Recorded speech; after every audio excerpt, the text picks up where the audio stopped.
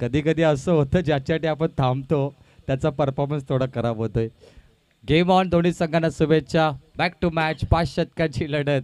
धनंजय तयार. रमेश पवार आहूच्या समोर. वाकडी उसाटणे. Match number 3.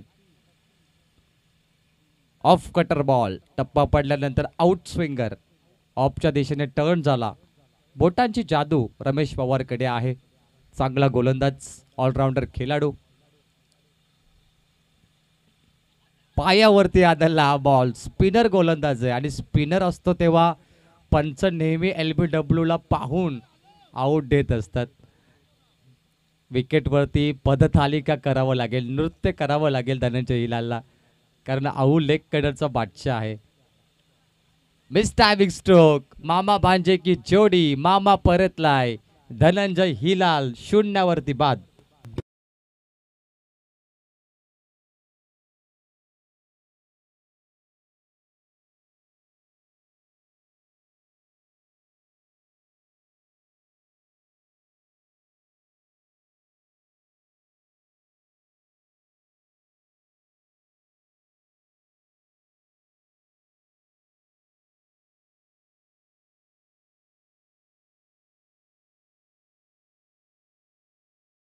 मैदानामध्ये, परंतु मामा परतलाय धनंजय हिलाल. मला वाटतं धनंजय हिलाल 2 तास अगोदर आला होता मॅचमध्ये आणि त्याने आयोजनामध्ये आराम देखील केला, परंतु काल किरवलीमध्ये थोडीशी त्याची झोप राहिली असेल कदाचित. फलंदाज बाद झाला 0वरती. रमेश पवार म्हटलं तर action speaks louder than words, म्हणजे कृती पाहिजे, बडबड नको असा गोलंदाज आहे. एक चांगल्या टास्कमध्ये तो गोलंदाजी करतोय रमेश पवार. तुम्ही yahoo.com ही वेबसाईट पाहिली असेल. जीमेलची वेबसाईट आहे ती, मेल त्याप्रमाणे ahoo.com.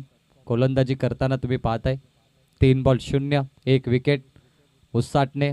अमर हिलाल आला बॅटिंगसाठी. ऑलराऊंडर खेळाडू. लेफ्ट हँड फलंदाज आहे आणि लेफ्ट हँड गोलंदाज.